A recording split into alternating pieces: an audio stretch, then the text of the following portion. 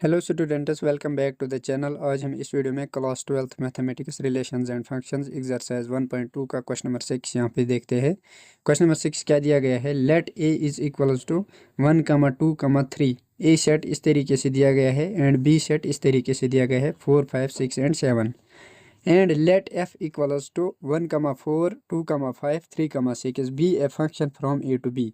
कह रहा है कि ये जो फंक्शन है ये ए से बी में यहाँ पर फंक्शन दिया गया है आपको। Show that F is 1, 1। यहाँ पे हमें शो ऑफ करना है कि ये जो फंक्शन दिया गया है ये 1, 1 फंक्शन है। तो चलिए इसका सोल्यूशन देखते हैं।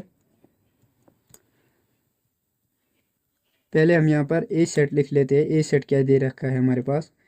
1,2,3 ये हमारे पास ए सेट दे रखा है। और बी सेट जो है वो इस तरीके से दे रखा है 4, 5, 6 एंड 7। इस तरीके से हमारे पास बी सेट दे रखा है। अगर हम यहाँ पे देखिए, क्वेश्चन बोल रहा है ए से बी में रिलेशन है और फंक्शन इस तरीके से दे रखा है। ये भी लिख लेते हैं, एफ इक्वल्स टू 1,4, 2,5, 3,6। इस तरीके से हमारे पास फंक्शन दिया गया है। तो यहाँ पर अब हम देखते हैं, क्वेश्चन ने बोला है ए टू बी यहाँ पर रिलेशन है। पहले हम ए सेट यहाँ पर बना लेते हैं इस तरीके से डायग्राम में 1, 2, 3। ये हमारे पास ए सेट है और बी सेट है यहाँ पे कुछ इस तरीके से। बी सेट में 4, 5, 6 एंड 7 है हमारे पास। तो यहाँ पर बोला गया है कि ए टू बी यहाँ पे रिलेशन है। ए और बी का आपस में रिलेशन है वो कुछ इस तरीके से दिया गया है। 1 का यहाँ पर 4 के साथ रिलेशन है और 2 का 5 के साथ रिलेशन है यहाँ पे, और 3 का 6 के साथ यहाँ पे रिलेशन है। 3 का 6 के साथ रिलेशन है। तो यहाँ पर कहा गया है शो ऑफ करो कि ये 1, 1 फंक्शन है। तो यहाँ पर दूर से दिख रहा है कि ये 1, 1 फंक्शन है। क्यों? क्योंकि हर एक एलिमेंट की एक ही इमेज यहाँ पे है। तो यहाँ पर हम लिखेंगे for every unique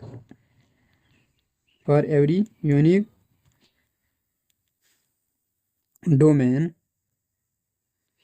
range is unique.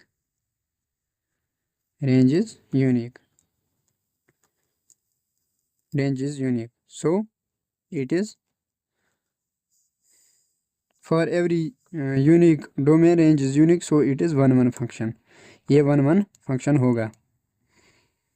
so it is 1, 1 function. ये हमारे पास 1, 1 फंक्शन कहलाएगा। अब अगर हम यहाँ पर देखिए ऑन टू के लिए कंडीशन क्या होती थी हमारे पास?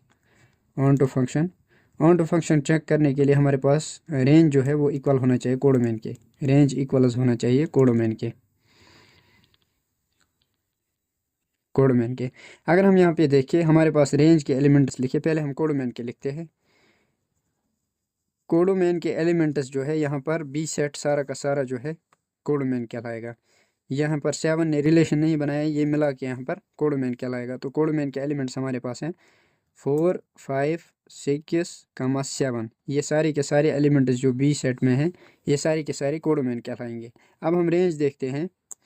रेंज के एलिमेंट्स क्या क्या है हमारे पास? रेंज के एलिमेंट्स है 4, 5 एंड 6। 4, 5 एंड 6। अगर हम यहाँ पे देखें क्या रेंज यहाँ पे इक्वल टू है कोडोमेन के, तो इसका आंसर है नो। क्यों? क्योंकि यहाँ पर अगर हम देखिए रेंज में 3 एलिमेंट्स हैं 4, 5 एंड 6, और इसमें जो है 4 एलिमेंट्स हैं, ये आपस में इक्वल नहीं है। तो यहाँ पर जो है यहाँ पर हम ये कह सकते हैं कि रेंज जो है वो सबसेट है कोडोमेन का। Range is subset of codomain. मतलब रेंज के जो एलिमेंट्स है वो कोडोमेन में प्रेजेंट है। सारे के सारे एलिमेंट्स कोडोमेन में प्रेजेंट है। तो यहाँ पर हम लिख सकते हैं range is subset of codomain.